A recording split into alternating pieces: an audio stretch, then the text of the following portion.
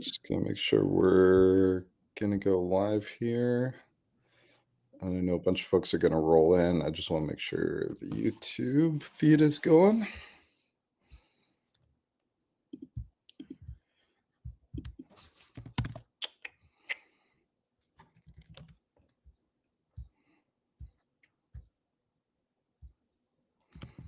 Awesome. Looks like it's up.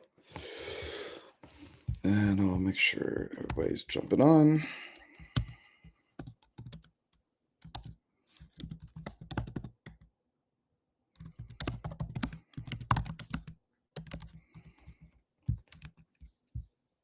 There we go.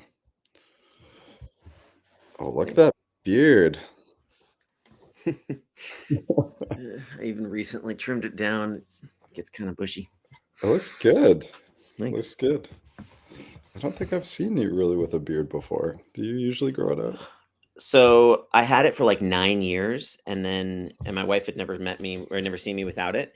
And then right before, like when she was pregnant with our first kid, I think she asked if I could try it like shaved or something, and so I shaved it all off, and she decided she liked it, so I kept it for a long time. And then about 3-4 months ago, my youngest daughter said that my kisses are scratchy and tickly, and so she asked me to grow it out again, and here we are. I don't care, like literally, as long as I don't have to blade shave it. Like it's easy either way. Right. I apologize. I do want to note we are live, so we will. I can always clip out the beard talk, but Yeah, let's cut that out later.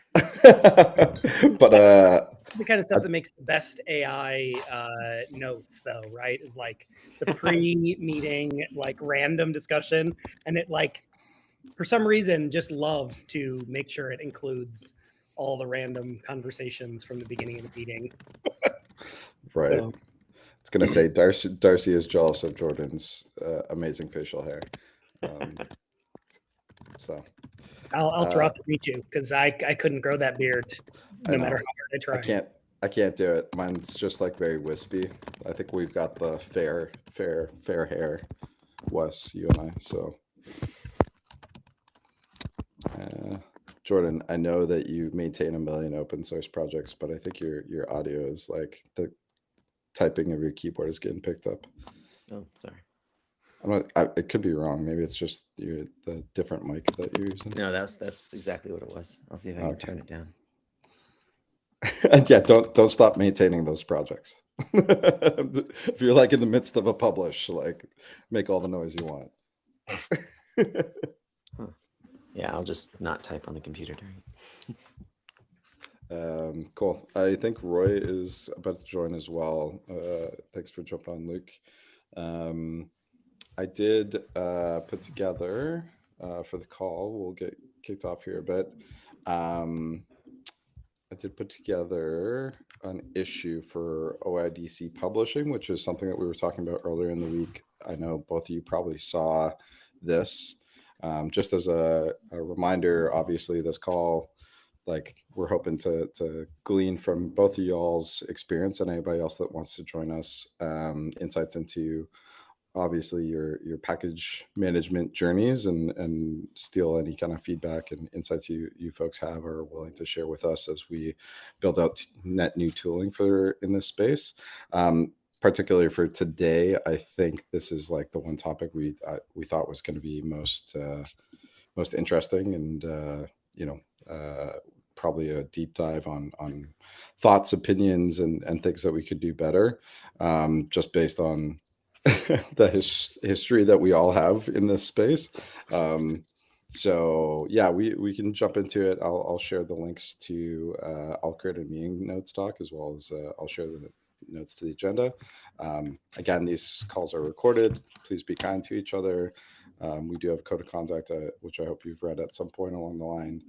But just, yeah, the TLDR is let's be kind to each other and please give space when other folks are talking. And yeah, I will share the meeting notes. Initially, actually, as I'm going through housekeeping notes, is there any actual announcements from y'all that you want to share?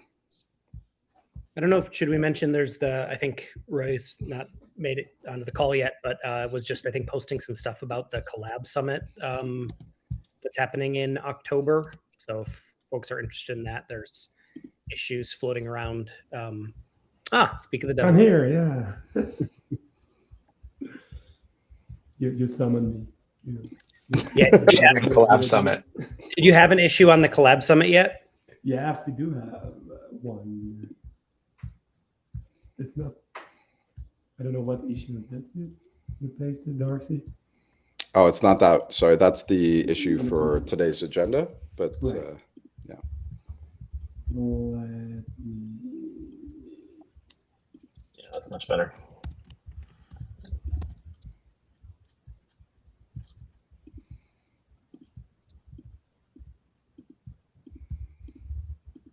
Do you know the dates for the Collab Summit? Yeah, it's going to be this October 17th. Thanks, Wes, for correcting me. I was having a hard time with calendars, and Wes picked up my mistake there. Actually, my wife did. She goes, no, that can't be the right date. And I was like, oh, yeah. Yeah. Awesome. Okay, here it is.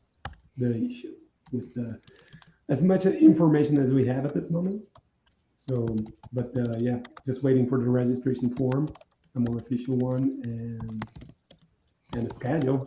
We kind of started a call for papers now, so waiting to see what people will propose. Nice. Are those open? Is the repo open for those? Is there a template for those? Yeah, Yeah. there is a link Okay, there nice. in the description. You can click, kind of puts the right labels on it and has a template. Cool.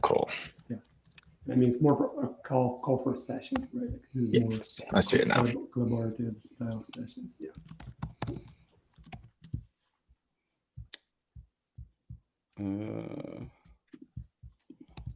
Oh wow. Okay. Michael made the.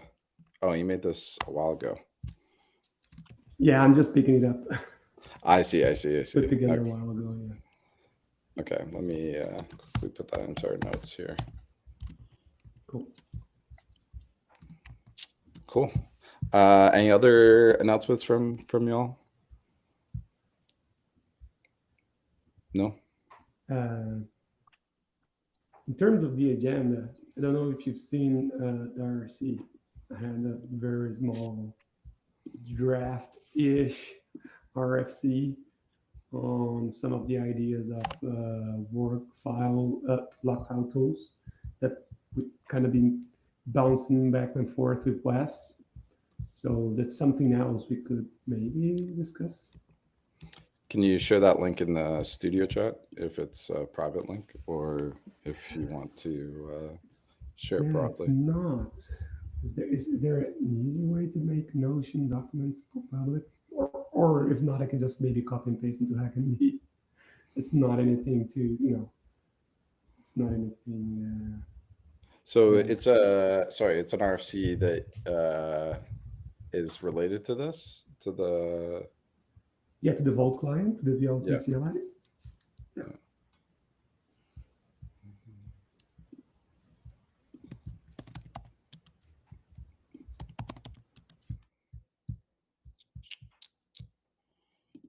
Okay.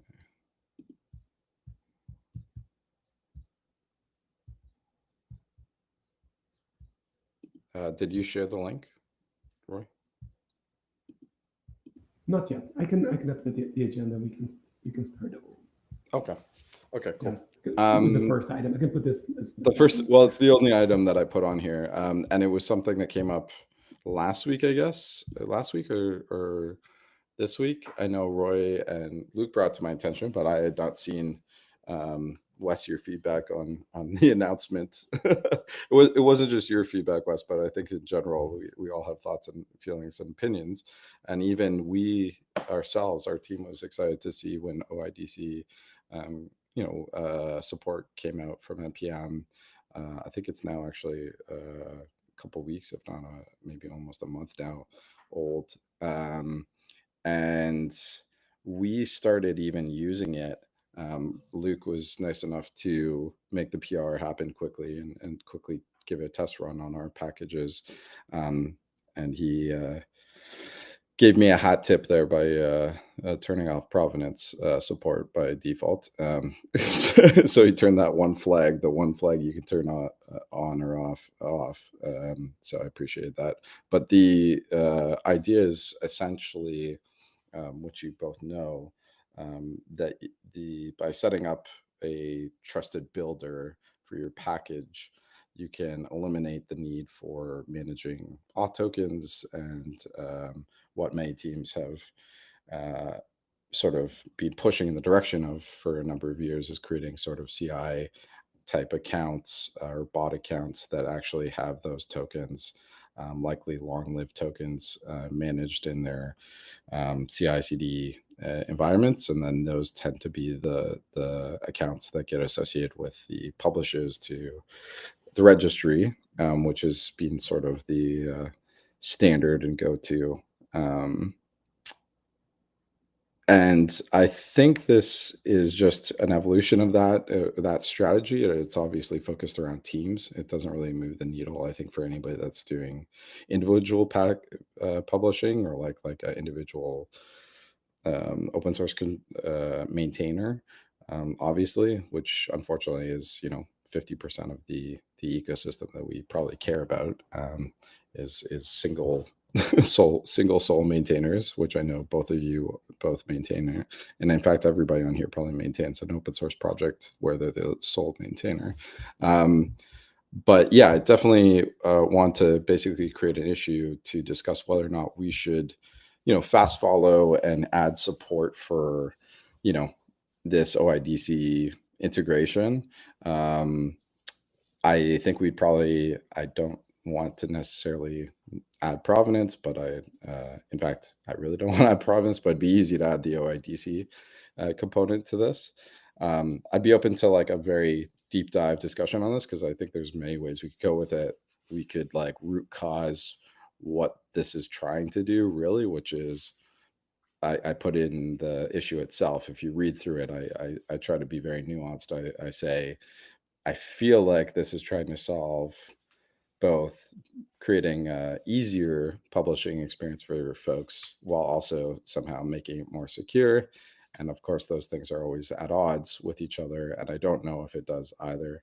I think we probably all have opinions as why it may not. And my biggest concern when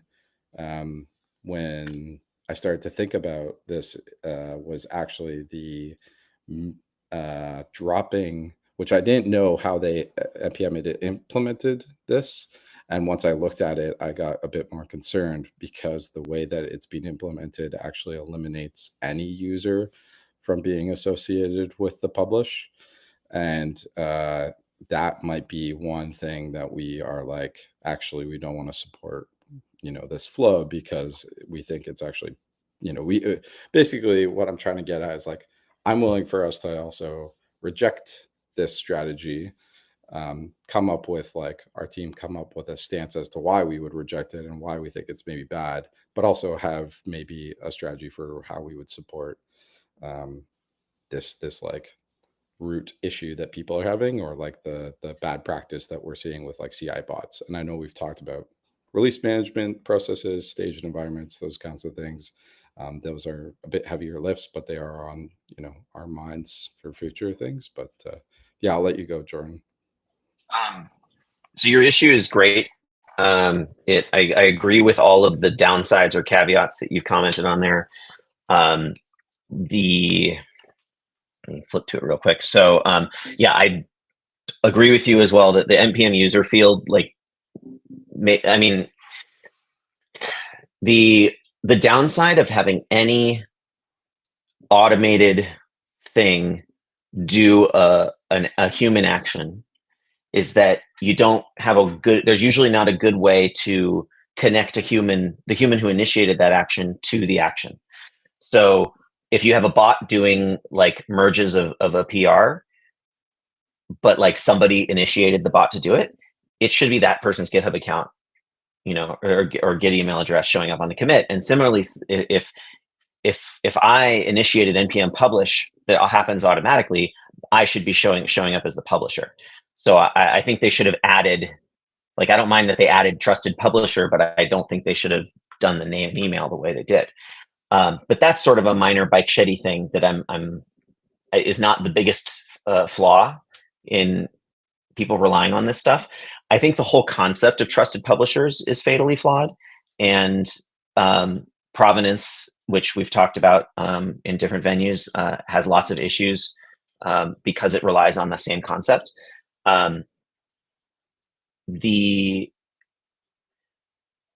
Additionally, using OIDC, it's still one factor. Like, it's just like publishing with a token. So I can't see any argument where it is not always less secure than publishing with two-factor, which is almost always done locally. And the only way you can still do it remotely is by depending on a server that either you have to maintain or a third party does. Until GitHub adds a native way to input a two-factor code into, either to input a two-factor code into the action, or you have to write your action to just pause forever until you visit an npm two-factor URL, and I think you have a time frame in which you have to do that. So it's just a terrible experience. The only way I've avoided the time frame, I have one package that has an automated publish setup that uses Step Security, which is a startup that just gives me a URL and it's an arbitrary way to inject any information into an action, and even that requires me to trust another server. So I'm rambling a little bit. So going back to OIDC, I don't think it adds any security. It just like provenance, I think it just adds a shinier lock icon or check mark or whatever onto things. That said, a disappointingly high number of people think that provenance and OIDC provide security benefits. At best, they, as you say in this issue, move the problem. They do not reduce the problem at all. And so, given that, people who misunderstand that there's no benefits probably are best served by moving the problem to GitHub or to npm or to the registry. So I think it's fine for Volt to offer it, but it would be great if the way it was marketed both played into the hype and also disarmed it. Yeah, I like that. Go ahead, and Wes. Yeah, I mean, I'll 100% everything Jordan said, because that's my big argument here from the get-go. In this case, with the NX thing that happened, technically, the OIDC implementation would have prevented the attack. And the reason it would have prevented the attack is they would not have had a token to steal from their GitHub Actions secrets. So to be clear, this is the one very narrow case that OIDC would have helped with. But as we've talked about, there are 100 others that are equally as viable attack surfaces that it doesn't help with. So, and just to interject, the NX thing also included injecting something into a VS Code extension, which used Claude Code to crawl your entire computer and grab every npm and GitHub token on the machine. So that doesn't have OIDC. So even if they had OIDC, that would have prevented that one injection, but not the other one. Well, that's how it got injected, though. Is that how they injected it into the VS Code extension? I think, yeah. What Wes is saying is it would have prevented the first. All right, fair enough. Sorry, yeah, Luke, you were on to what I was trying to get at. It's the very first step that they took. Now, I think Jordan still is right, though, because they could have gotten a GitHub token, and then they could have probably pushed separately. That's not what happened, but it could have happened, I think. Either way, OIDC added one layer there, which would have helped. And so if an OIDC implementation also had a solid two-factor auth implementation, and you could do that from the CLI, right? So imagine if instead of the OTP or whatever you're using there as a second factor was done solely from the process. If it was calling out to the registry to which it was publishing to, the registry could offer the two-factor workflow, and then the CLI could be waiting. So you don't need a CI level integration like we've proposed for actions to solve this problem if the registry and the CLI know how to do it independently. So this we do this at work for a bunch of flows. And so it's a pretty solid flow. And the nice thing about that is then you get simple support for the more secure two-factor things, right? Because you can then use browsers, fingerprint for your Mac, or you can use the browser's integration for your YubiKey, or you can use, the 100 of other ways that you can do two-factor auth from the browser, which is actually a pretty nice workflow. So if you did the two-factor auth, that would, to me, be far superior. First, number one thing, the thing I've been saying to GitHub since day one on this issue is like, all of this is silly. Do two-factor auth first, solve the real problem. Then you can add on all these other extra layers that are nice. Don't get me wrong, right? Because the nice thing about OIDC there is that you don't even have to mint a token. You don't have to think about it, and you don't have to put it in a secret. You just do your OAuth, workflow once, and then the, service has its integration. So if you had this two-factor workflow built into the registry protocol and the CLI, that to me, number one, do that first. And then if you add this on, you could use it to build the hype, like Jordan was saying, and say like, look, or build it or tag along with it by then debunking it and saying, we one-upped it here by doing the real important thing, which is two-factor auth. And you can get them both together to make it easy, right? But you still have to go do the two-factor auth because that's the security layer. And honestly, if I were in a position of leadership at the NPM side, like I would have said, screw all these people, I don't know, we're recorded. Maybe I should not use quite so strong language. I would have said, I'm sorry, library authors who think that adding forced two-factor auth is an invasion of your privacy. You're wrong. Deal with it. We need to protect the ecosystem. And I would have turned it on for everybody. Hard stop, no options. You lose your packages if you're not willing to turn it on, and we'll give them to the safe highest bidder. No, I'm kidding, but like, you know what I mean? You'd probably I would not be making any friends. Highest bidder. It was I think it's a pretty lowest bidder. The lowest. Yeah. But it's just a pretty, the problem right now is by being too unwilling to make some of these hard choices, the ecosystem is massively suffering. And the damage is done already. But if we're going to fix it, this is your all's job. So thank you. No. But also if we're going to fix it, two-factor auth is the first step. And then if you do OIDC to make the two-factor auth feel less of a burden, then to me, that would be a win. So you'd get sort of a little bit of a trade-off there. And then if, again, provenance on that part, I actually don't, as I think we've all agreed, don't really care about. If you did it, I think that would make some people who care a little bit happier. And so, you could maybe ride the coattails of that goodwill. But two-factor auth is really the thing that moves the needle on the security front. Well, and what I think Volt and NPM should both do there is what Darcy and I have spoken about many times about the reproduce package on NPM, that you should the actual question people care about that they're trying to answer with provenance is this artifact legitimately from this GitHub repo or this SHA or whatever it is? And if you can provide that information with some degree of confidence, then you've answered the question. Yeah, I think for me, especially with reproduce, it's the origin is not the thing you're trying to solve for. It does this thing reproduce, right? Truly, it's in the name.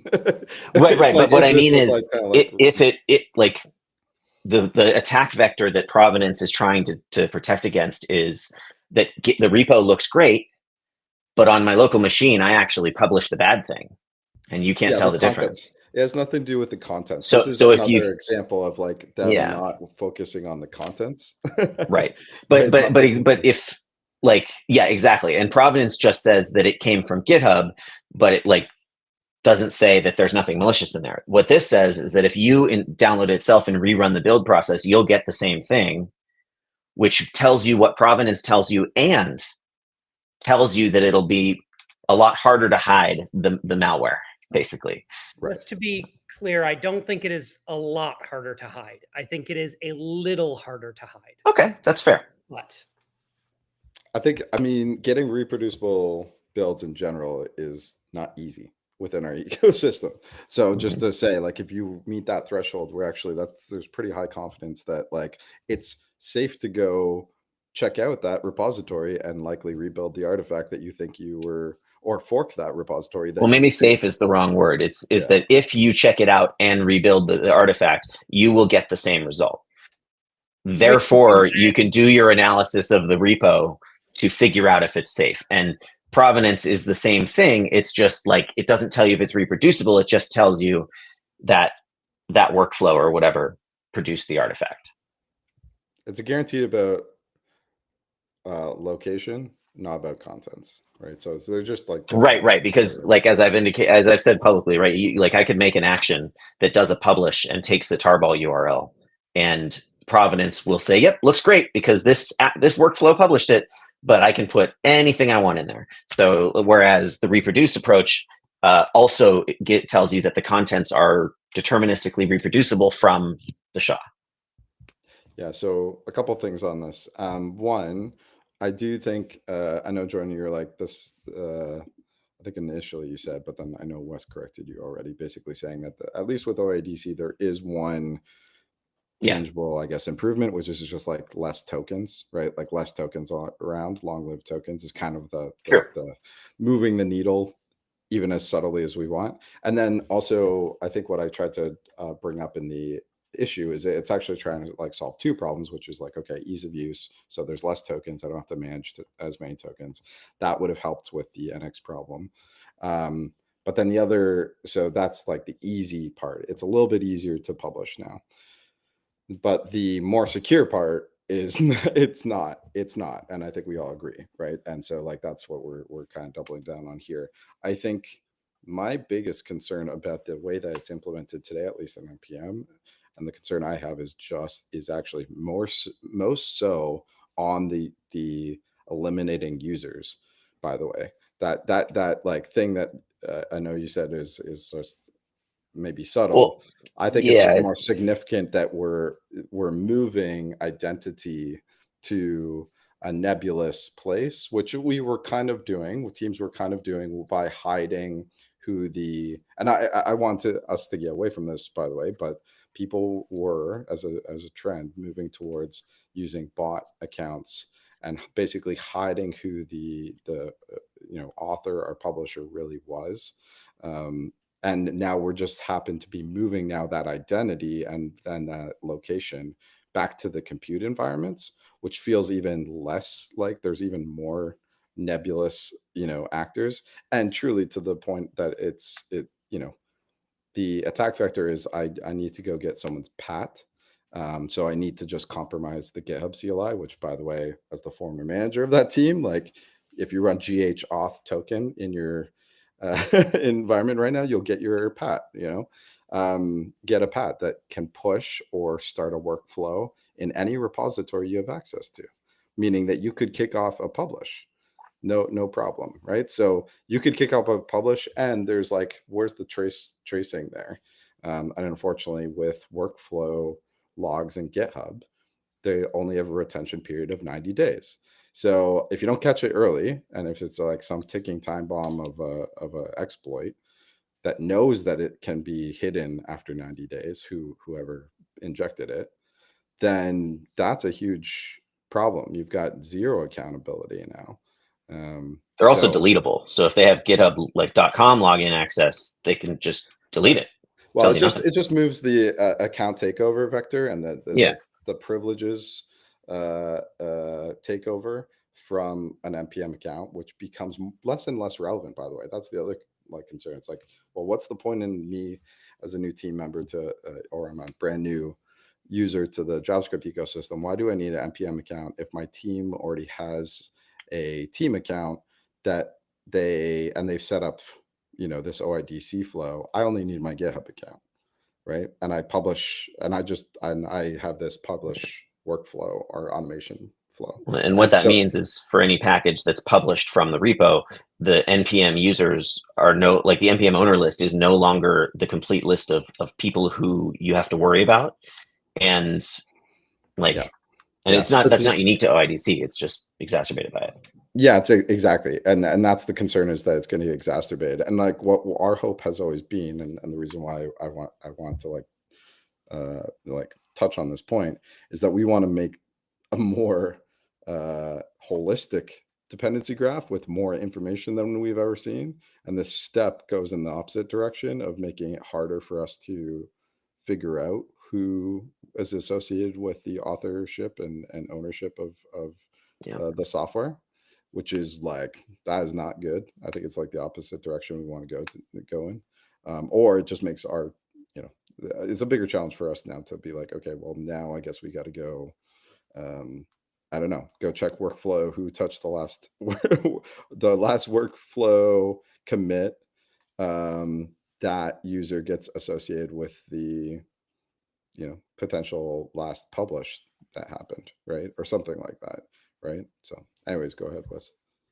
Yeah, so there's a couple of things here. So first, on the identity thing, it's actually a pretty big deal. So this, while investigating the NX issue for work, I was trying to figure out who the user was. We did actually figure out which token it was. I'm not going to say we're recording. It's not my place. I'm not involved in the issue. But it is quite difficult to do this in the current state, because when NPM removes something, the pacument no longer contains that information. So you have to have had a cached pacument from when it was live to do any debugging. Luckily, Socket did have that. And so it had it. They're not using OIDC on the NX thing. But what that enabled us to do is go look at all the other packages from that user, right? Because you have to have whose token was it and what do they have access to be able to say that there wasn't, most of the other attacks that have happened with the recent phishing campaigns try to compromise all that user's packages, right? Or at least a few of them. And so in order to really do an analysis and be secure here, once those happen, you have to know the user, right? Because at that point, you cannot trust anything from that user, and you need to go vet it. Alternatively, now that's the way that I think is probably the best, because you need to be able, one other thing on this. And then you also actually have to go from the NPM registry account and be able to jump over to the correct GitHub account for that user. Because again, presuming you no longer trust anything from that person, you need to be able to go and check all the things that you may be pulling from them. And that includes checking their repositories for extra malicious code, right? Because there's a bunch of ways that could then manifest in another supply chain vector after the fact, right? They've missed it. In this case, they made repos on people's things. It's possibly that they could have made the repo for that user, and now it has all their secrets, and you've got to kind of do a pretty gnarly cleanup job. And in order to do that, you have to have a user. So that's a big gap. One way or the other, that should be brought up with the GitHub folks on that, because I didn't know that it changed the NPM user. And that's losing out on a massively important tool right now. But OIDC has one nice benefit that we never had before, which is technically now on the back end, they can tie the NPM user to a GitHub user. And because we don't have that in any other way today, it's actually a bunch of different problems. So one is when you're going to add people on packages, you have to make sure you collect from them both their GitHub username and their NPM username. Obviously they can be entirely different. and so like the OIDC implementation does give us a way to make sure we, can give the proper security response metadata that is necessary. So that's one benefit there. And then I want to talk about, sorry, I'm going on lots of things here. The bot accounts, so shared accounts. So this is actually pretty important for us. We operate a bot account. The bot account does not publish, or at least we recommend to not use the bot account to publish because of these type of things. We want to have the provenance, and there's no, not the provenance in that way, the just generic usage of the term. Right? It's been spoiled. You can't. Who done it? Yeah. We need to know who done it, right? And so we try not to let people do that. That said, you could, you can't stop people from doing it first, right? Because all they have to do is do an account share behind the scene, right? So we have we've set up this shared 2-factor auth and everything. Like we have my whole team can go in and administer our, service account is what we call it. And that's critical for orgs. So you can't stop it. They're going to work around it anyway. So I would prefer actually to lean into it and create a special type of account that is specific for organizations to use who need shared access. Right? Like think about a team that like gains and loses people over time. We have the service account because we specifically I want to stop adding individual users on packages because it's manual work we have to do. Now you could do, I just blanked on the term account, SSO, not SSO, but what's the thing that, I forget how you do account sharing across orgs. Whatever. It's not SSO. Well, That's SAML, that was the word I was thinking of. Yes. Right. Where you can do that for big companies, but that doesn't, most small companies probably are going to do those kind of integrations. Right. But so that's where I would rather lean into the idea that there is a valid use for a special type of publisher that is a shared one that you would attach at publish time an individual user's metadata that would only be visible to the publishing account. And the idea there is that, some folks in the ecosystem, especially managing corporate OSS, don't want to put their like personal email or personal, company email on these packages, right? I think that's valid reasons. There's, maybe some nitpicking there, but at least as long as the org account had an audit log that could go look and say, okay, we see that there was a publish. The public world just sees, the org's email address, but then the org owner could go in and say, well, actually it was so-and-so's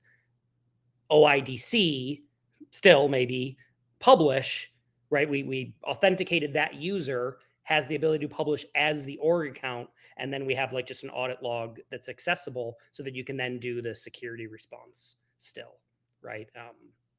So anyway, yeah. But like, honestly, the way that Instagram does it is the appropriate thing, which is like, if or not, maybe it's not Instagram, maybe it's Twitter, but like one of them, like basically when you publish on behalf of somebody else, like you can put it's definitely not Twitter. You can put your authorship information on it. And so everyone sees that it's like from brand, like published by Bob, the social media guy. And like, that information should be public and on the content. And I think that applies here as well, is that like, obviously you can't stop anybody from just handing their computer to someone and saying, you do a thing, but like, or the equivalent, but like in the legit org situation you're describing, right? It shouldn't require an org admin to know who actually did it. It should just, it should be the same information. It should be available to the same people that know how to ask the org admin. Yeah, so I'm totally with you. I was actually going to mention, and to Wes's point, like, I think it still would have made sense for there to be like dual authored publishers. Basically, anything that is being brought up here, there's no problem. There's no real difference, but like within the GitHub platform itself, it had these same problems, and it solved it through dual authored commits or sharing that kind of like that flow with people, so that there's still like ownership associated with alongside the bot account.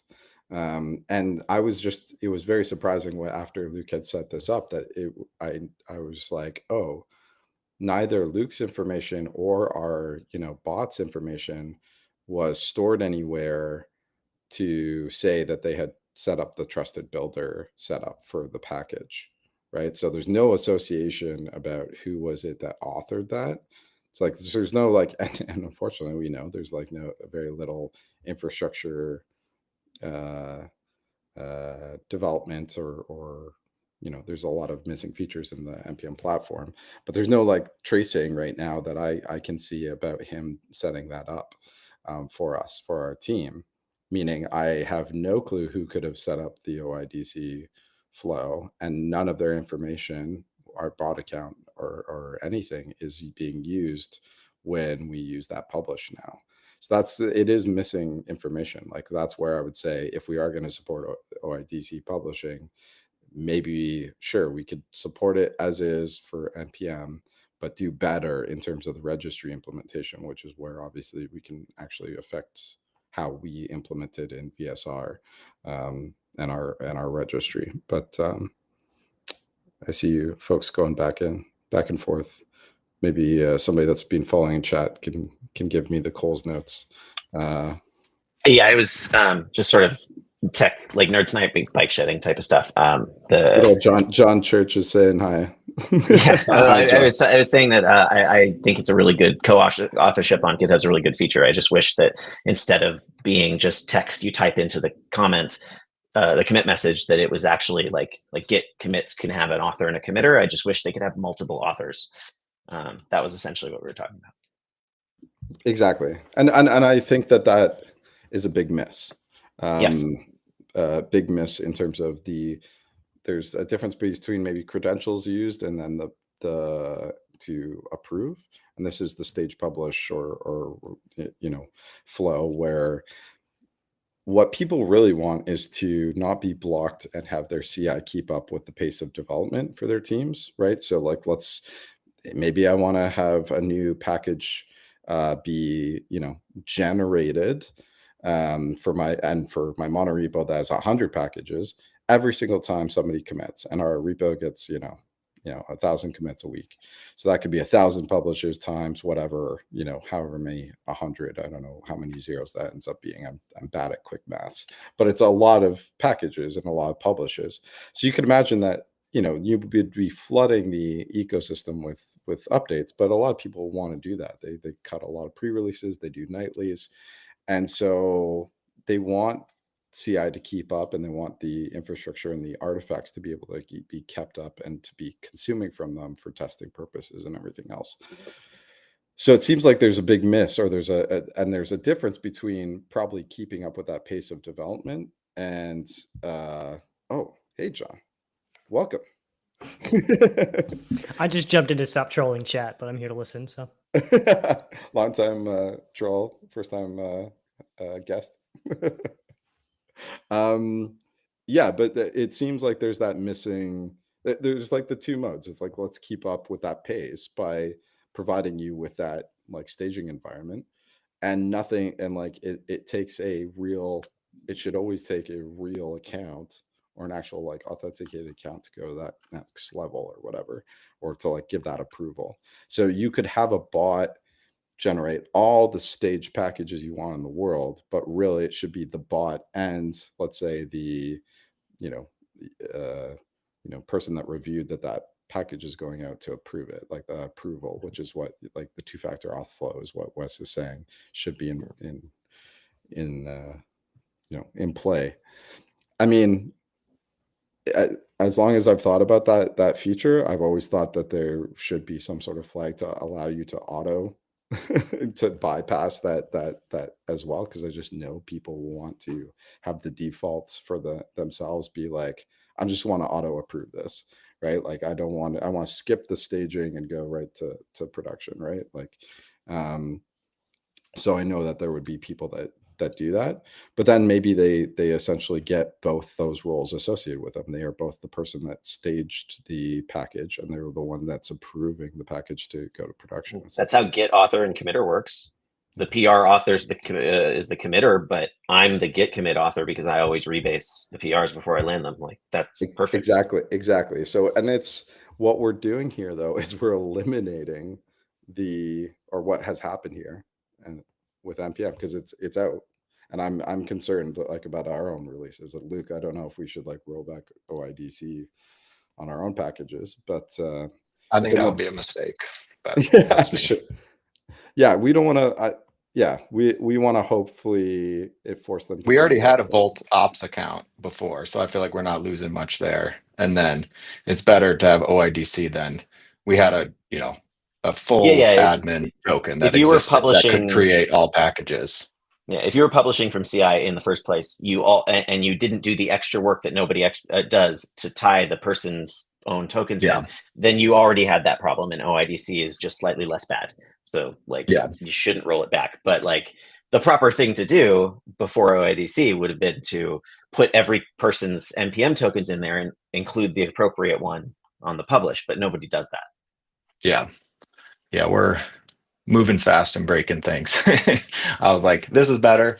I'm shipping it for our own release process. But then I think including this in the Volt client is definitely worthy of a bigger discussion. Anybody else have thoughts? Luke, Roy, John, I know you just jumped on.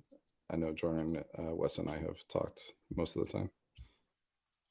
I mean, I'm a maintainer for Express, so I got in here with Wes, but I've never built a CI publish pipeline. I've used them at Microsoft and stuff like that, but I do all of my, bespoke, right, CLI local stuff. So I don't have a huge amount of input in here, but yeah. I'm just trying to learn and see what's going on, because we would love to be able to publish in CI, as I'm sure Wes has mentioned before. We don't currently with Express or any of our umbrella, but every time something like NX happens, I go and check to see what our exposure is, and so far as we know, we weren't exposed. But, what do you do as a consumer, like as a developer? Like what's your own? Did you have that sanity check? Like I had that. I'm not sure if anybody else did. I had that sanity check because I was like, I'm sure I've installed NX at some point. And in fact, I know we run it in our benchmark suite. So I immediately went and scoured our repo for. I was pretty sure I hadn't in the past couple of days, but then I threw together a script to just pull because like Wes was saying too, it can be really difficult to reconstruct these things in an after action, right? So just with GitHub CLI, as I'm an admin on all of our orgs, was like enumerate all repos, and then enumerate everyone who has push perms on those repos, and then just go curl to see whether or not they had that publicly created repository. By the time I got to it yesterday morning, Eastern time, GitHub probably nuked them and the trail was gone, but that was enough for me to at least go that there's no live token. I don't have any visible token. I don't know of anyone with push on our repos that had a currently available trace to say that they were owned by this. So again, terrifying. So I just thought of something that I'll share in maybe private chat if you guys want to stay on board, which I probably should release to a wider audience actually, just now that I thought about it. So stick around for maybe like 2 extra minutes if you can, because I might want to make sure that you go check a couple things, and that I can go check as well.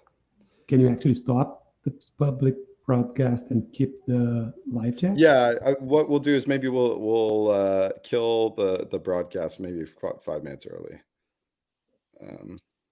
Is that okay? And if you folks stay on, I can kill the live broadcast, and then you folks can stay on, and I'll give you insight that I just got. Thanks for Luke was saying something. Did you want this recorded? You were starting to talk when I spoke earlier. I did. Yeah, I dropped a link in chat. I'm not sure if this NPM setting is new, but it was mentioned in the OIDC docs. Jordan has a good point that it's not.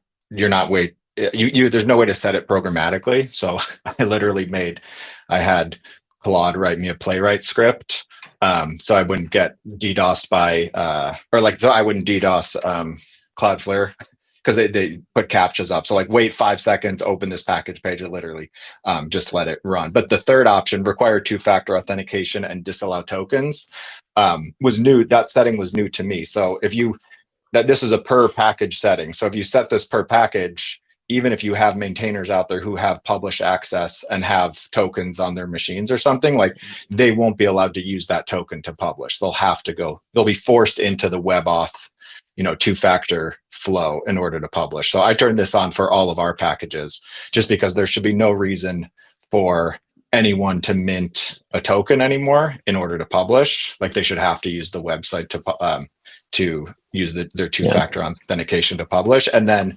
but this is separate from OIDC at all. So I just wanted to mention it because I think this is just something that all maintainers should go turn on. And the good part is that it works with OIDC. So if you have OIDC turned on, then those ephemeral tokens are allowed to be published tokens. But like, even if you mint one and say, let me use this to publish, and you give it those permissions, you won't be able to use it to publish packages that have this setting on. So it should be like Wes said, like this should be on by default. And I would love for a bulk edit page to say, turn this on for every package that I have. And related, I put a link in chat here, which is a guide I wrote for the OpenJS Foundation about how to use the OpenSSF's best CII best practices badge guide. Like they have so there's a website, it's like bestpractices.dev or something. And you basically go through for your open source project and answer a bunch of questions. And if you change your security settings to answer more of the questions in good ways, then you make your project more secure. And this guide is for NPM packages, so you can skip as much as possible. So I think everyone should do that. And that includes checking the box that Leek talked about. I just wanted to clarify, because I do think, this must have changed recently, because the old one said require two-factor auth and something else. It changed when they added granular access tokens. So I forget what it was before that, but like they just added the other middle section used to say something different as well, right? I'm pretty sure there's another. No, it was always the default, sadly, is no requirement. The middle one was two-factor or a single token factor, which is the token, and the third one was no tokens, just two-factor. And what I've been whining at NPM about for years is that there's not a fourth one stuck in there at position 2.5, which says allow two-factor authentication or a granular access token, but that's it. Because it's okay if you're using an NPM token that only publishes that package, but I don't want to allow user tokens, because then you can publish all my packages. But like, so essentially, if you check the third one, you can't publish from CI, and everything's as safe as possible. If you check the second one, you can publish from CI, and any NPM user that can publish a package or a given package, their user token can compromise it.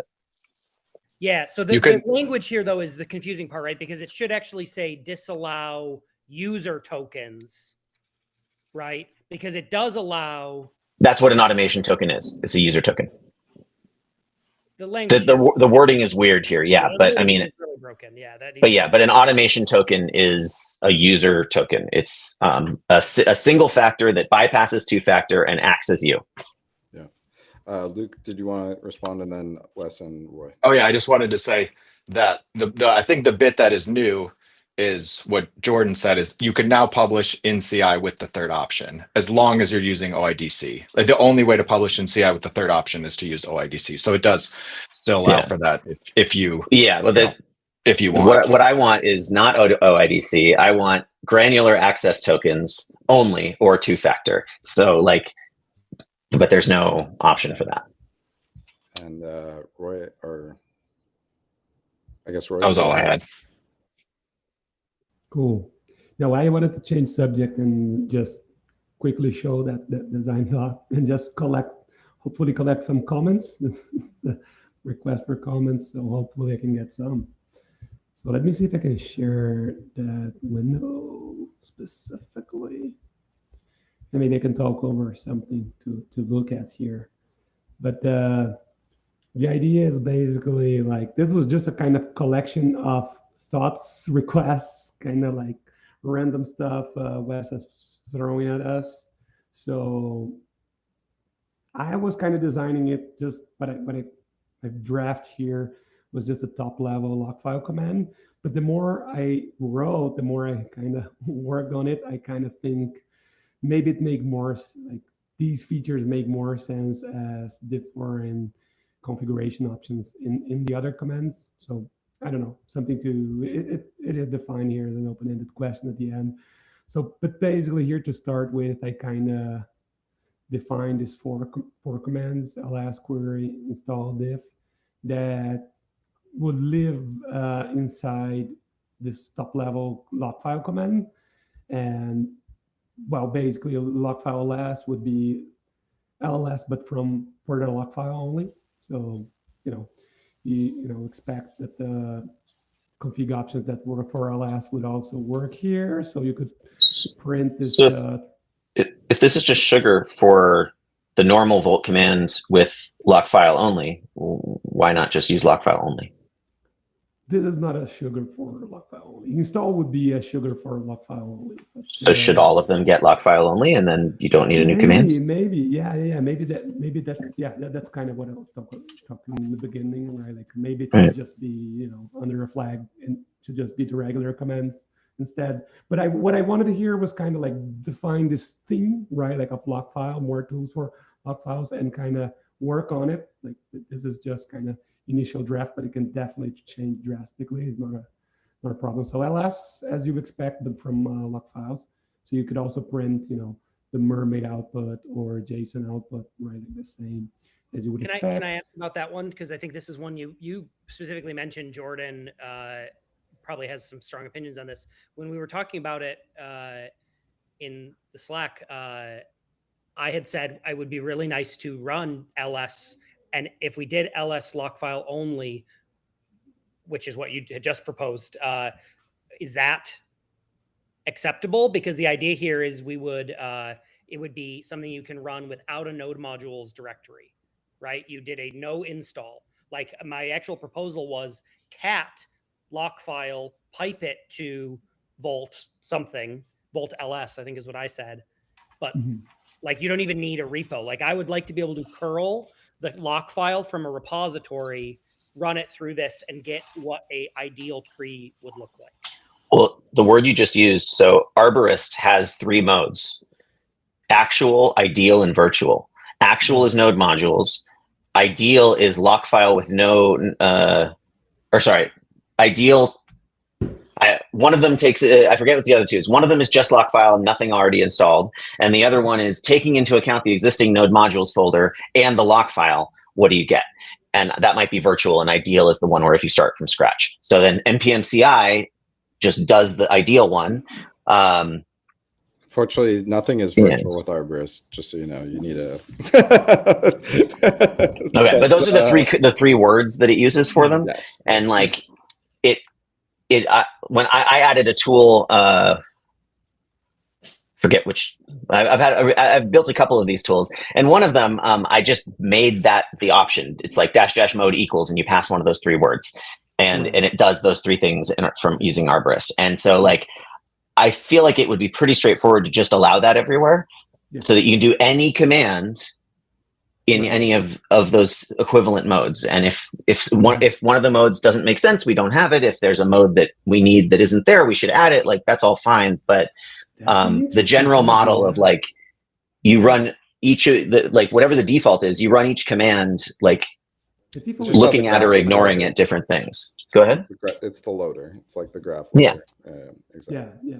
And the default is just actual, right? Like usually when you run Volt ls or npm ls, you're just looking at what's in your node modules folder. So what's the actual graph for that install? So yeah, so just quickly, this would be just a kind of shortcut to log file only. So maybe yes, that makes a lot of sense. What was by this point, I was kind of like realizing, okay, maybe it's everything is better as command line options.